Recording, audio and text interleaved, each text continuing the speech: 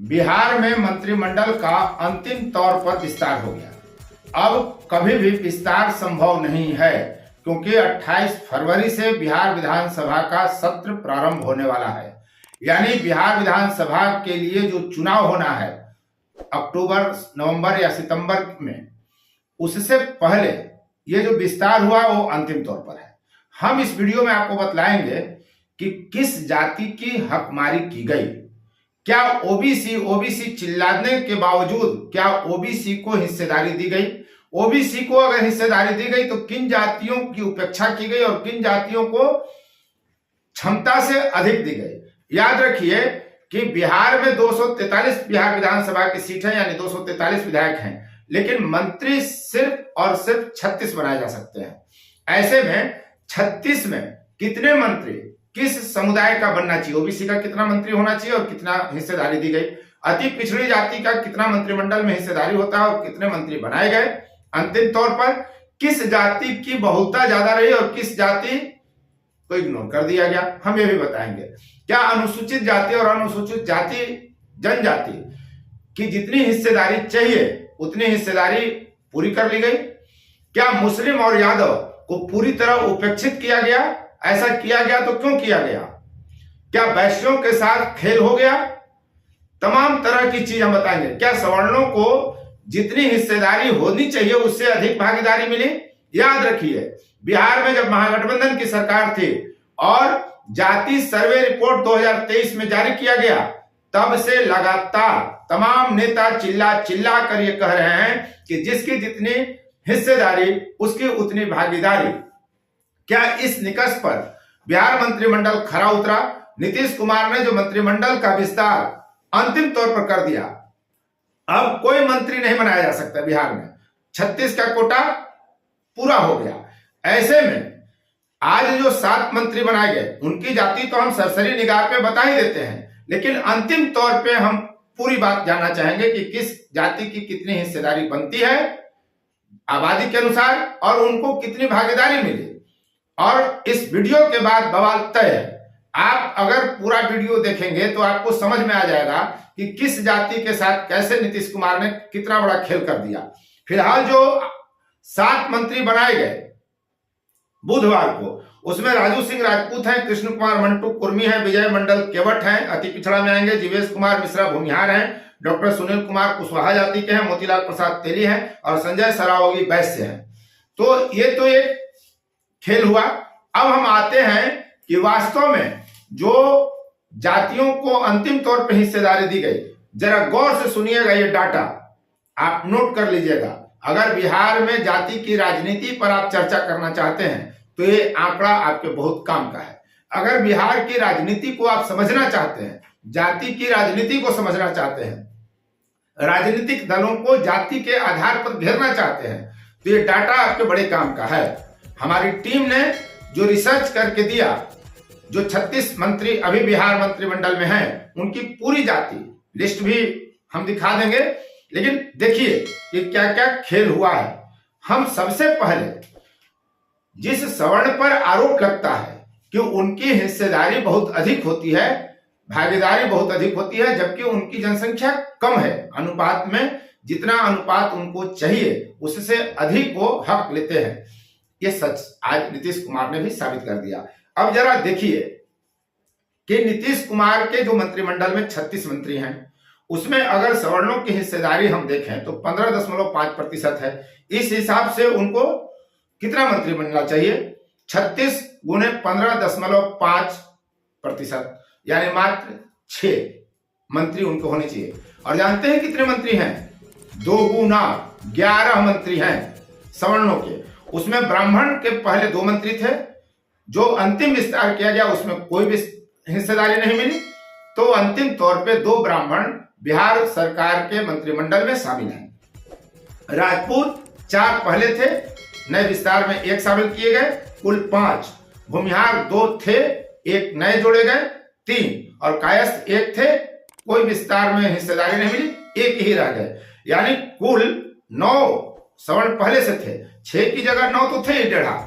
अब जब नीतीश कुमार ने अंतिम तौर पर मंत्रिमंडल का विस्तार किया जिसमें कहा यह जा रहा है कि भाजपा की ये पूरी रणनीति रही, चूंकि सातों के सात मंत्री जो नए बने वो भाजपा के हैं, इसलिए स्वाभाविक है कि भाजपा की ही पूरी रणनीति मानी जाएगी और जो भी संतुलन अधिक या कम हुआ वो भाजपा की देन है।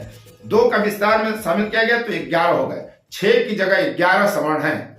इसीलिए कई ओबीसी जातियां ऐसी हैं जो मजबूत जातियां मानी जाती हैं, राजनीतिक तौर पे जागरूक जातियां मानी जाती हैं, वो सवर्णवाद के खिलाफ बोलती हैं और भाजपा को सवर्णवादी पार्टी बताती हैं।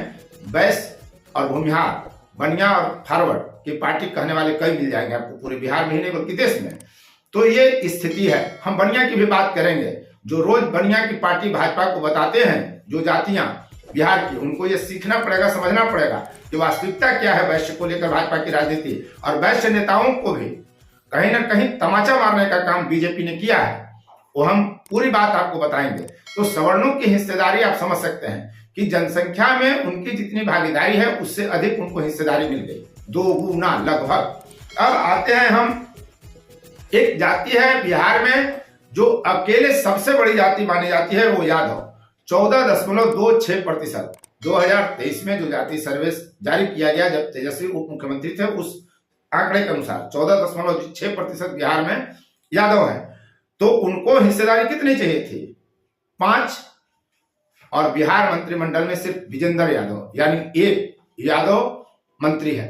तो समझ सकते हैं कि यादव के साथ कैसे बीजेपी या जदयू या दोनों एनडीए खेल कर रहे हैं। याद ही है आपको कि भाजपा ने बड़ी कोशिश की, भूपेंद्र यादव को लाया और केंद्र में गृह राज्य मंत्री हैं यादव जी, उनको लाया कि यादव वोट उनको मिले।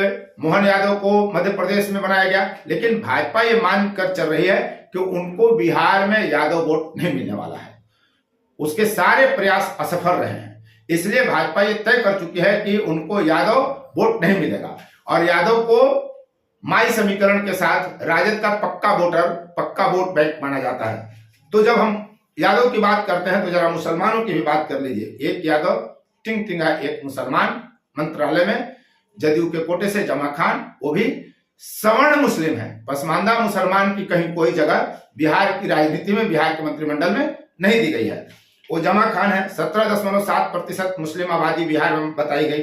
उस हिसाब से देखें तो 8, उस हिसाब से देखें तो 6 मंत्री होने चाहिए थे, लेकिन 1 है। तो यादव और मुस्लिम की ये स्थिति है। अब आते हैं जरा वैश्य की स्थिति, आप देखिए। वैश्य आबादी बिहार में वैश्य चेतना समिति ने जो जारी किया समेकित आंकड़ा वैश्य जातियों का, वो आपको 18.18% है। उस हिसाब से अगर देखेंगे तो मिनिमम 6 मंत्री होने चाहिए थे। चूंकि वैश्य एक जाति नहीं है, ये 30-32 जातियों का एक समूह है वैश्य समूह, और वैश्य समुदाय को जितनी आबादी है उस हिसाब से न्यूनतम 6 मंत्री चाहिए थे। लेकिन जानते हैं मात्र 3। पहले 2 थे, 2 में से 1 दिलीप जायसवाल डॉक्टर जो हैं राजस्व मंत्री, उन्होंने इस्तीफा दे दिया। उनके इस्तीफे से ही ये पता चल गया कि वो कितने ज्यादा परेशान थे जब इस्तीफा देने के लिए उनको कहा गया था। वो इस्तीफा शब्द का इस्तेमाल नहीं कर सके। वो और भी कई त्रुटियां उनके पत्र में पाई गई, जिससे उनके मानसिक संतुलन को समझा गया कि वो आदमी कितना परेशान रहा होगा जिससे मंत्रिमंडल छीना जा रहा है। लेकिन भाजपा की नीति रही, यहां लागू कर दी गई। 1 व्यक्ति 1 पद, तो 2 से 1 घट गए, 1 बच गए, और 2 आज नया मंत्रिमंडल विस्तार में शामिल किया गया। यानी कुल मात्र 3 वैश्य अभी बिहार मंत्रिमंडल में शामिल हैं, यानी 6 की जगह 3, आधा साफ। कुर्मी खुद नीतीश कुमार मुख्यमंत्री हैं। वैश्यों के बारे में कहा जाता है कि जब वैश्य का नेता नरेंद्र मोदी प्रधानमंत्री है, अमित शाह गृह मंत्री हैं, तो बनियों को और क्या चाहिए?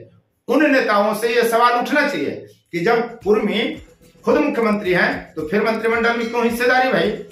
अब देखिए कि 2 कुर्मी पहले से थे और अब 3 हो गए हैं।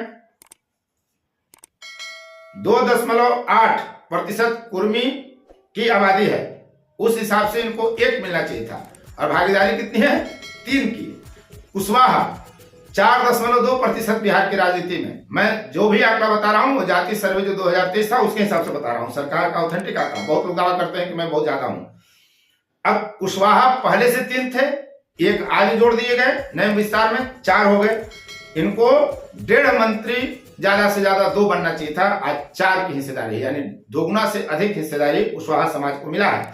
कुर्मी कुशवाहा को जो ये प्रतिनिधित्व मिला अधिक, उसके बारे में कहा यह जा रहा है कि पहले जदयू लोग उसको साधते रही है, अब भाजपा साध रही है। इसके पीछे नीतीश कुमार के स्वास्थ्य को जोड़ा जा रहा है कि बीजेपी भी चाह रही है कि वो कुर्मी और कुशवाहा को अपने पाले में ला सके। कितना ला पाएगा भाजपा, वो तो समय बताएगा। पिछड़ा कुल मंत्री जो हैं वो 12 हैं, 9 या 10 होने चाहिए, लेकिन हैं 12। अगर समेकित रूप से देखेंगे तो पिछड़ों की भागीदारी बढ़ी है। अति पिछड़ों की हिसाब अगर देख लें तो 5 थे, एक नया मंत्रालय में शामिल किए गए हैं, 6 हो गए। 36% अति पिछड़ों की आबादी बताई जाती है, यानी इनको 13 मंत्री बनाए जाने चाहिए थे अति पिछड़ा का। ताजा विस्तार में मात्र 1 केवट जाति के मंत्री मंडल जी को शामिल किया गया है, तो 13 की जगह मात्र 6 हैं। सबसे अधिक हकमारी अगर कोई छोई यादव और मुसलमान के बाद तो अति पिछड़ा समाज है और वैश्य समाज है, यानी लगभग अति पिछड़ा आधा सा, वैश्य आधा सा।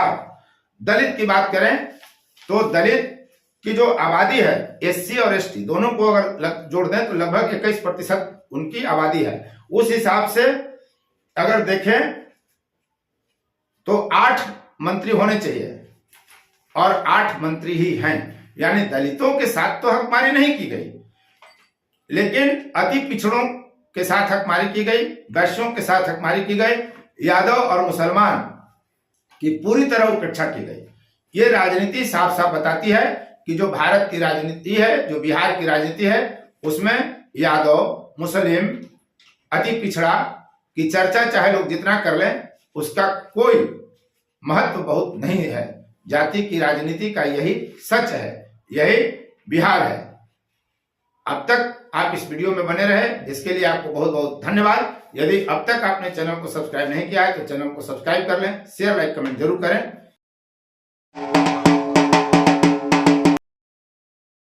फोर्थ व्यूज, चौथा विचार, बाकी फिर